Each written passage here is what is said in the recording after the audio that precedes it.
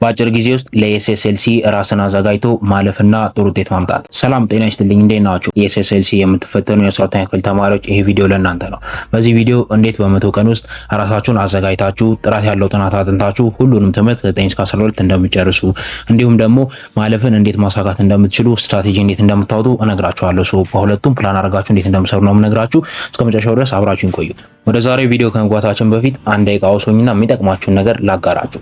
ኤክሴሊት አካዳሚ ያለማጋነን ለእናንተ ዝግጅት አስፈላጊና ኪ የሆነ ሰርቪስ በጣም በቅናሽ ዋጋ አቅርቦላችኋል። ስለዚህ በቴሌግራም @excellent contact ላይ ያያላችሁ ተመዝገቡ።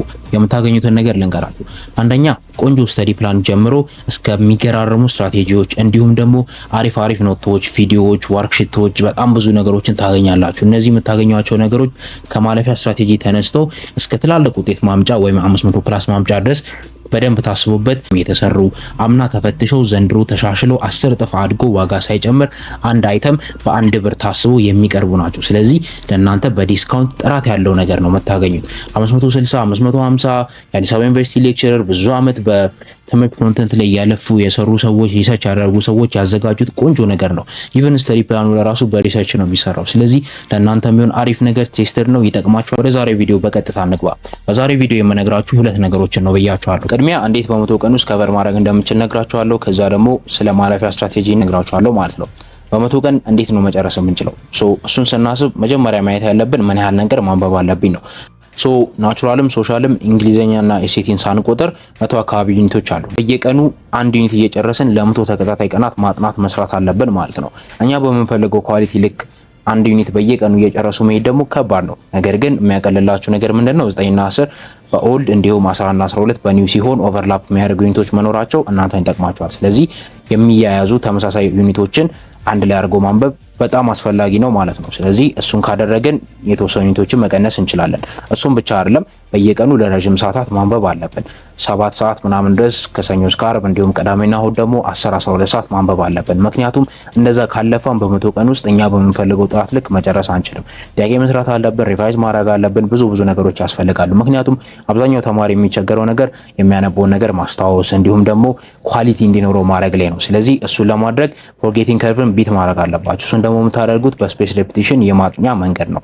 እሱን ለመተግበር ደግሞ ዛሬ ኢኮኖሚክስ ግሬድ 11 ዩኒት 1ን ካነበብኩኝ ከሆነ ቀን በኋላ ልመለስበት ይገባል። በዛ አይነት መንገድ ታይም ማኔጅ አድርጋችሁ ለሁሉም ሴክሽኖች አንድ ላይ ኦርጋናይዝ እያደረጋችሁ ደግሞ ሊንክ የተደረገ መሆን አለበት።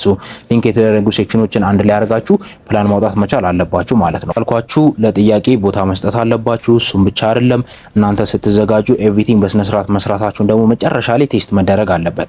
ሌላው ይሄን ሁላ ነገር ደግሞ ኦርጋናይዝ አድርጋችሁ አንድ ላይ ማድረግ አለባችሁ። ፖሞዶሮ ቴክኒክ አፕላይ ማድረግ አለባችሁ። ለምንድነው ካላችሁኝ ለረጅም ሰዓታት 3 ሰዓት 2 ሰዓት ምናምን ተከታታይ ሳታርፉ የምታነቡ ከሆነ የምታነቡት ነገር በትክክል አይገባችሁም፣ ኤፌክቲቭ አትሆኑም። እረፍት በየመሃሉ መውሰድ አለባችሁ። እንዲሁም አክቲቭሊ ሪኮርድ ማድረግና ጥያቄዎችን መስራት በጣም ወሳኝ ነው። ይሄ ሁላ ነገር አንድ ላይ የያዘ ፕላን ያስፈልጋችኋል ማለት ነው። ጥያቄ ስሩ የሚለውን ነገር ብዙ ጊዜ ደጋግሜዋለሁ አይደለ? ጥያቄ መስራታችሁ ጥሩ ነው። ከየምዕራፉ ከየቦታው የወጡ አነስ ያሉ ጥያቄዎችን የሰራችሁ መዘጋጀታችሁ ቆንጆ ነው። እዛ ጋር ዝግጅታችሁን ሶሊዲፋይ ያደርግላችኋል። ነገር ግን ራሱን ላይ የሚመስል ፈተና መዘጋጀት አለባችሁ። ለዚህ አንድ አናሎጂ ልስጣችሁ። አይታችሁ ከሆነ አውሮፕላን አብራሪነት ሲማሩ ፓይለቶች ማለት ነው ዝም ብሎ በአንድ ጊዜ አውሮፕላኑ ላይ አይወጡም አይደለ? ክላስ ይማራሉ። ከዛ ሲሙሌትድ የሆነ ኤንቫይሮንመንት ላይ ሄደው ደግሞ አውሮፕላኑ ማብረር ይሞክራሉ። እሱን ሲጨርሱ ለራሱ በአንዴ ሄደው ዋና ፓይለት አይሆኑም አይደለ? ረዳት ሆኖ ነው የሚሰሩት። ከዛ ነው እያደጉ የሚሄዱት። ልክ እንደዛ እናንተ መዘጋጀት አለባችሁ። መጀመሪያ የምታደርጉት ነገር ትምህርታችሁ ሲሙሌሽናችሁ ቢሆን ቤት ውስጥ የምትሞክሩት፣ ረዳት ሆናችሁ ደግሞ ዋናውን ፈተና የሚመስል ነገር ደግሞ መስራት አለባችሁ። እሱም ሞዴል ኤግዛም ያስፈልጋችኋል ማለት ነው። እዚህ ጋር ማስተዋል ያለባችሁ ያያችሁትን ሞዴል ወስዳችሁ እንዳትፈተኑ። አብዛኛው ሞዴል ከ9 እስከ 12 ሁሉንም ነገር ከበር አድርጎ የወጣ አይደለም። እንዲሁም ደግሞ የሆነ ማትሪክ ፈተና ወስዳችሁ እንዳትሰሩ ደግሞ 11ኛ ክፍል በኒው ካሪኩለም ኤግዛክትሊ ዳይሬክትሊ የወጣ ስላልሆነ ያስቸግራል። እሱም የኤክሴሊት አካዳሚን ሞዴል ብትፈተኑና ብትጠቀሙ መክራችኋለሁ። ሞዴሉን ይሄን አሁን ያብራራሁትን አይነት ፕላን እና ፎከስ ኤሪያን ለብቻ 150 ማግኘት ትችላላችሁ። ከፈለጋችሁ ደግሞ ኤቭሪቲንግ ኖቶች፣ ቪዲዮዎች፣ ወርክሺቶች በጣም ኢፌክቲቭ የሚያደርጋችሁን ሞር ሪኮመንድ የሚደረገውን ሰርቪስም ደግሞ መግዛት ትችላላችሁ። በቴሌግራም @excel ኮንታክት ላይ ሃይ ብላችሁ ማግኘት ትችላላችሁ። ነገር ግን እንዳልኳችሁ በዚህ አይነት መንገድ ራሳችሁን ቴስት ማድረግ አለባችሁ። በመቶ ቀን መጨረስ ሲባል ከባድ እንደሆነ አንደርስታንድ አደርጋለሁ። እናንተም አንደርስታንድ ማድረግ አለባችሁ። ከባድ ነው። መስራት፣ መልፋት፣ ራስ ላይ ኮስተር ማለት ይጠይቃል። ቁጭ ብላችሁ ማንበብ፣ መልፋት በጣም አስፈላጊ ነው። ቀላል ቢሆን ብዙ ሰዎች አድርገውት ከዚህ በፊት የነበሩ 97 94 ምናምን% ተማሪዎች ያልፋሉ፣ ትላልቅ ውጤት ያመጡ ነበር። ነገር ግን ጥቂቶች ናቸው የሚያደርጉ። ለእናንተ የሚሆን የማለፊያ ስትራቴጂ እንዴት እንደምታወጡ ልንገራችሁ። የመጀመሪያው ማወቅ ያለባችሁ ነገር በየትኛው ትምህርት ጎበዝ ነኝ፣ በየትኛው ትምህርት ደግሞ ጎበዝ አይደለሁም የሚለውን ነገር መለየት አለባችሁ ማለት ነው። ከዛ በኋላ ፎከስ ኤሪያዎችን ለዩ። የትኛው ቦታዎች ላይ ብዙ ጥያቄ ይጠየቃል። ከዛ እናንተ ጎበዝ የሆናችሁባቸውና ብዙ ጥያቄ የሚመጣባቸውን ቦታዎች መጀመሪያ ቀድሞ መጨረስ፣ ከዛ በቀለታቸው መጠን ከፍ ያደረጋችሁ ይሄዳችሁ ወሳኝ ኤሪያዎች ላይ ታችሁ ማጥናትና መስራት ያስፈልጋል። ሌላው ደግሞ ኮንሲስተንት እንድትሆኑ ራሳችሁን ማድረግ አለባችሁ። እሱን ለማድረግ የሚያግዛችሁ ሁለት ነገሮች ልንገራችሁ። አንደኛው እናንተ ለምንድነው ማትሪክን ማለፍ የምትፈልጉት? በቃ ምክንያታችሁ ምንድነው? እሱን ወቁ።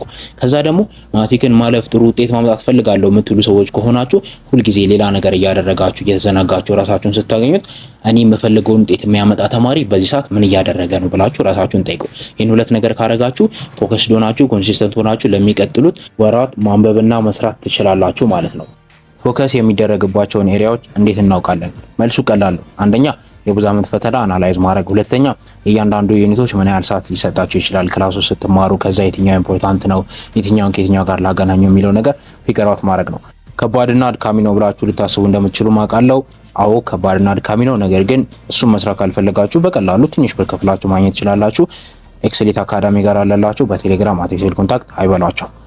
እናንተ ቀላል አይደለም፣ ከባድ ነው፣ ግን ዩ ካን ዱ ኢት። ስለዚህ አንብባችሁ ወጥራችሁ ስሩ።